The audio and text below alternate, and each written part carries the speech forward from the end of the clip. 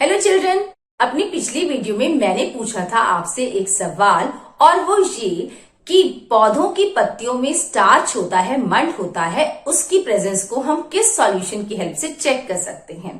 आपने मुझे सही जवाब बताया और सही जवाब था आयोडीन सॉल्यूशन। तो आयोडीन सॉल्यूशन से हम इजीली चेक कर सकते हैं कि पत्तों के अंदर स्टार्च है या नहीं। अब बच्चों मुझे ये बताइए, क्या हम किसी पौधे को मिट्टी से आसानी से खींच सकते हैं? नहीं ना। तो पौधों के अंदर ऐसा क्या है जो उसे मिट्टी में बिल्कुल टाइटली होल्ड करके रखता है? ये जानने के लिए आइए कंटिन्यू करते हैं journey of the chapter number 7, पौधों को जानिए, गेटिंग टू नो प्लांट्स। और बच्चों, पौधे का वो पार्ट, प्लांट्स का वो पार्ट जो उन्हें मिट्टी में मजबूती से जकड़े रखता है, उसका नाम है रूट यानी कि जड़। अब पौधों की जड़ें दिखती कैसी हैं? क्या हमारे चारों ओर जितने भी पौधे हैं सबकी जड़ें एक जैसी होती हैं, या उनमें भी पत्तियों की तरह कोई डिजाइन होता है? आइए पौधों की जड़ें कैसे दिखती हैं और क्या पत्तों और पौधों की जड़ों में भी कोई रिलेशन है, जानने के लिए चलते हैं पौधों के पास। बच्चों, ये टमाटर का पौधा है। टमाटर के एक छोटे से पौधे को हम निकाल लेते हैं और देखते हैं उसकी जड़ कैसी है।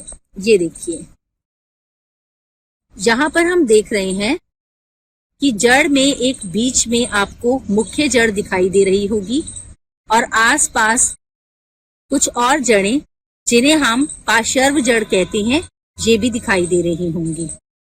ऐसी जड़ जिसमें बीच में एक मुख्य जड़ होती है और आसपास बारीक जड़ें दिखाई देती हैं, इस तरह की जड़ को हम मूसला जड़ कहते हैं। आइए अब एक और पौधे को देखते हैं। बच्चों, यहाँ देखिए, ये गेहूं का पौधा है। इसकी जड़ को देखने के लिए इस पौधे को निकालते हैं जमीन से। ये देखिए इसकी जड़ को। गेहूं के पौधे की जड़ में हम देख रहे हैं कि कोई मुख्य जड़ नहीं है, सारी जड़ें बिल्कुल एक जैसी हैं। ऐसी जड़ जिसमें मुख्य जड़ नहीं होती, सारी जड़ें एक जैसी धागे जैसी दिखाई देती हैं, ऐसी जड़ को जो गुच्छे के समान दिख रही है, ऐसी जड़ को हम रेशेदार जड़ कहते हैं। अब हम वापस आ गए हैं टमाटर के पौधे की तरफ। अब हम ये जानेंगे कि क्या पौधों में पत्ती और उनकी जड़ों में कोई रिलेशन है, कोई रिश्ता है, इनका आपसी कोई संबंध है।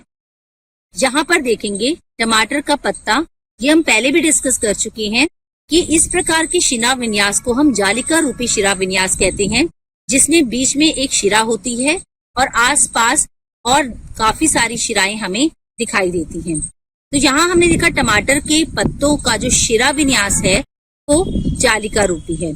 अब इसकी जड़ को देखेंगे। जो इसकी जड़ है वो है मूसला, मुख्य जड़ है और आसपास पार्श्व जड़ें हैं। तो यानी कि जिन पत्तों का शिरा विन्यास जालिका रूपी होता है, उन पौधों की जड़ें जो होती हैं वो मूसला होती हैं। गेहूं के पत्तों को देखिए, यहाँ पर जो शिरा विन्यास है इसके पत्तों का, ये समांतर है। अब इसकी जड़ को दोबारा से देखते हैं। जो यहाँ पर जड़ है ये रेशेदार जड़ है, इसे झकड़ा जड़ भी कहते हैं। इसका मतलब ये हुआ कि जिन पौधों के पत्तों में समांतर शिरा विन्यास पाया जाता है, उनकी जड़ों का जो टाइप है वो झकड़ा होता है या रेशेदार होता है। तो बच्चों, हम बिना पौधों को उखाड़े भी जमीन से अब ये कह सकते हैं कि अगर पत्तों को देख लें तो हमें जड़ का प्रकार पता चल जाएगा। अगर पौधों की पत्ते जालिका रूपी हैं तो जड़ें जो होंगी वो मूसला होंगी, और अगर पौधों के पत्ते समांतर शिरा विन्यास वाले हैं तो जड़ें रेशेदार होंगी। तो बच्चों, पौधों से मिलकर हमने जाना कि जो जड़ें हैं वो दो तरह की होती हैं। पहला टैप रूट यानी कि मूसला जड़।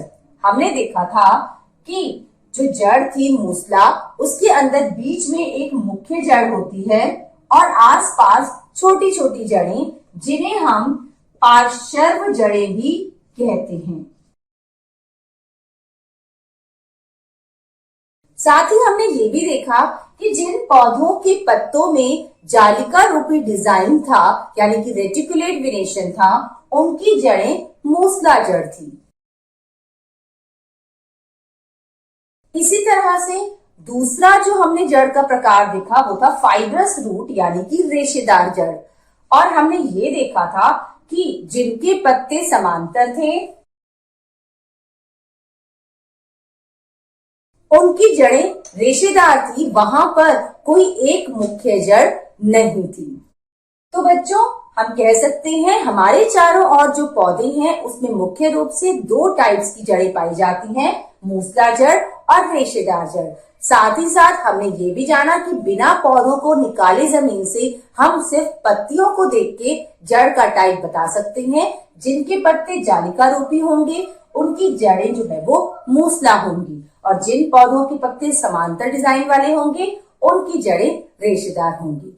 अब ये जानते हैं कि ये जड़ें एक प्लांट की कैसी हेल्प करती हैं, यानी कि functions of root.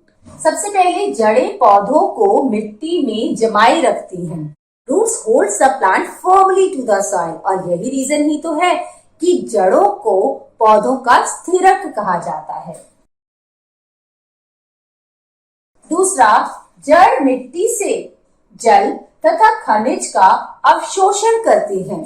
Roots absorb the water and minerals from the soil, क्योंकि वो मिट्टी के अंदर है तो जब भी हम मिट्टी में पानी देते हैं, यहाँ पौधों को पानी देते हैं तो हम मिट्टी में पानी डालते हैं, ऊपर तो पानी नहीं डालते ना पत्तों पर। क्यों? क्योंकि जो पौधे हैं वो मिट्टी से ही जल, और जल के अंदर जब मिनरल्स घुल जाते हैं तो वो उसको इजीली एब्जॉर्ब कर पाते हैं।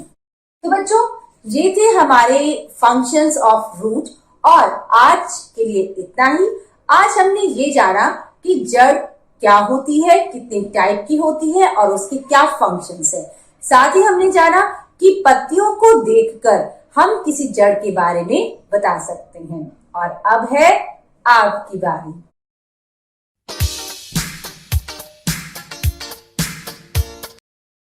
और आपका सवाल ये है कि आपने किसी एक पौधे के पत्ते को डिजाइन देखकर मुझे ये बताना है कि उसकी जड़ का टाइप क्या है। यानी कि आपको पत्ते का वेनेशन देखना है, डिजाइन देखना है, और फिर कंक्लूड करना है कि उसकी जड़ मूसला यानी कि टैप रूट होगी या फाइब्रस यानी कि रेशेदार होगी। For example,